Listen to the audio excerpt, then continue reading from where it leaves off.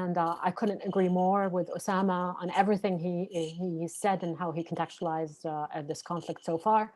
And so I think my role is to kind of explain more what's going on inside Saudi Arabia, because I think it's vital to understand how they've behaved in Yemen. And so for me, in a nutshell, it's gaslighting and impunity. And so Osama has alluded to the impunity element of this, but I would believe that also the gaslighting of the Saudi government, both internally to its own citizens, but also externally in justifying and explaining what's happening in Yemen, is mind-boggling. And so the way I like to explain it to people is Saudi Arabia is a trifecta of a theocracy, a monarchy, and a patriarchy. This lethal combination gives them unlimited power on their own people. So within the day, you can wake up and the king has issued a whole slew of decrees to change things, right? And so what you alluded to about the unprecedented reforms going on in Saudi Arabia is just a signifier of how much they've gaslit us, as for example, as Saudi women, why we couldn't drive, because it wasn't acceptable socially, the society wasn't ready, and then one day, bam, they were able to do it. It's not like we were transformed as a society. It just goes to prove that the society was always ready for this reform. It's the government that was in our way of stopping this. And for example, when Nujane was arrested the first time, she was arrested and tried in a terrorism court for driving at the time when they were claiming there's no legal constraints. It's just society that wasn't ready for driving. And that just gives you an example of the amount of lying that they've thrown at us as a Saudi people to explain their own patriarchal rules. And so, and ironically, I think the Houthis in Yemen or Ansar Allah are behaving in very, very similar ways. So they're not a monarchy, they wish they were, but the theocracy and the patriarchy is actually quite staggeringly similar. And so just like, for example, they've issued laws segregating the sexes in Sana'a, which was never the case before. This is very alien to the Yemeni community. And so it's reminiscent for me of how it used to be in Saudi Arabia, that now the Houthis are trying to emulate in Sana'a.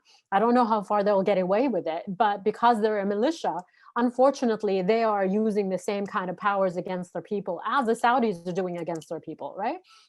And so this manipulation of the people of using religion as an excuse to oppress the people internally, of stopping them from being critical of the state, stopping them from participating in an active, meaningful way in the reforms or how they are governed.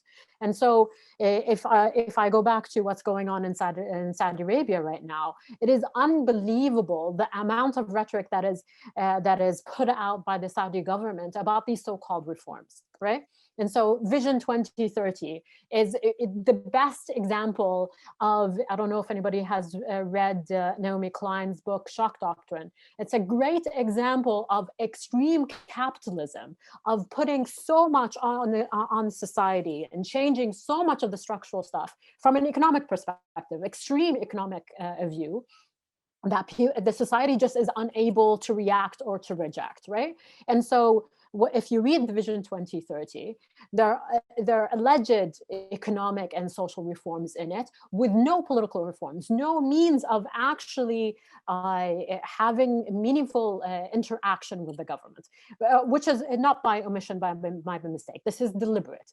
They want you to receive whatever they decide from the top to the bottom without you being able to do anything or even have a hope of this reform or participating or having a voice in. What they've gone even a step further. What Sarah had spoken about, that when they decided that they're going to lift the ban on women driving, for example, they started a massive wave of arrest of the Saudi women activists who were campaigning for the right to drive. So the irony is what you're claiming is a move to empower women, to make them more involved in society, are the same ones that are now in jail. And for example, now Nujane is nearly a month in a hunger strike because she doesn't have minimum rights within the jail. And so this belies everything that they've said. And the problem is that a lot of countries specifically the United States and the UK, have given political cover to the Saudis to enable them to do that. So the impunity is exactly like Osama was saying. It's not just that they have an unlimited supply of weapons that they know they can get from the UK and the US. What is actually more vital for them is that veneer of legitimacy that these countries give Saudi Arabia. The G20 is what they hoped to be a veneer of respectability, legitimacy, especially after the murder of Jamal Khashoggi. What they were hoping to do is they have a sham trial. They pretend like they've served justice to the people who as a rogue group had killed this journalist in a consulate of Saudi Arabia in Istanbul. To this day, even though they've put a final verdict, they have not put out a name of a single one of them. Not a single one of those who had a verdict against them that had allegedly committed the murder of Jamal Khashoggi have been named. We don't know anything about them. The government has not admitted about them, right? But the women activists from day one of their arrest and detention, and in the Jane's case, kidnapped from the UAE and flown into Riyadh, they had the pictures in the front pages of newspapers with a red stamp on it saying traitors. And so the irony of the two things shows you how shallow what their so-called reforms mean. Right. And so this to me is vital in understanding how they operate. The Saudis are now claiming, and the Crown Prince specifically is claiming, that we have a new moderate Islam in Saudi Arabia, whatever that means. But when it comes to actually using it within the law to prosecute the political dissidents in Saudi, they have no problem using a religion. For example, I tell you, Sheikh Salman al-Auda, in his convictions, one of the most prominent clerics in Saudi Arabia, who had been detained, one of the things in his case, the actual charge, it says he did not pray enough for the leadership. The most ridiculous, it's not even religious, but they don't have any problem using ridiculous charges like that to put a man in prison, and he's on death row right now. And so to me, anyone who believes that Saudi Arabia has genuinely reformed is not paying attention. You cannot be paying attention to the daily deluge of ridiculousness coming out of Saudi Arabia right now and believing that this is something that is genuine. It cannot be. It isn't. Because you cannot have it both ways. You can't be saying you're empowering women and every woman activist who fought for that exact same thing is in jail right now. It's impossible. We have over 40 journalists who are in jail right now. One of them is a Yemeni journalist, unfortunately, Marwan al-Mraisi. And so it is one of those things that I think the Saudi government was hoping to remove as a conversation about the G20 and their role. And I think they failed. It is impossible today to talk about Saudi Arabia without talking about the disaster that is the human rights situation in Saudi Arabia. And top of the list of things that they've done to violate human rights is their war in Yemen. The war in Yemen is the most disgraceful thing Saudi Arabia, in my opinion, is doing right now. It is inexcusable and it is shameful, the level of impunity that the Saudis have continued this most disastrous of wars with the cover of the US and the UK.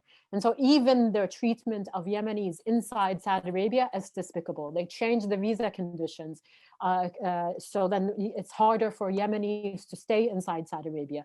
They have deported people, they have bused them from Saudi Arabia to the border of Yemen and left them there to go into Yemen when it is a war zone, active war zone.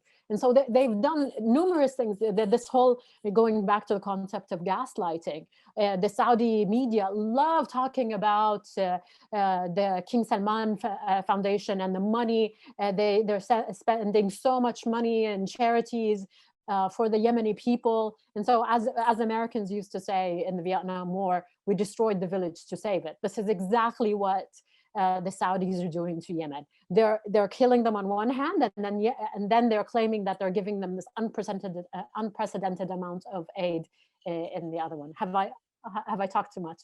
Is it over my time? I'll stop here because I look forward to actually what David has to say, and then maybe we'll have a discussion. Thank you.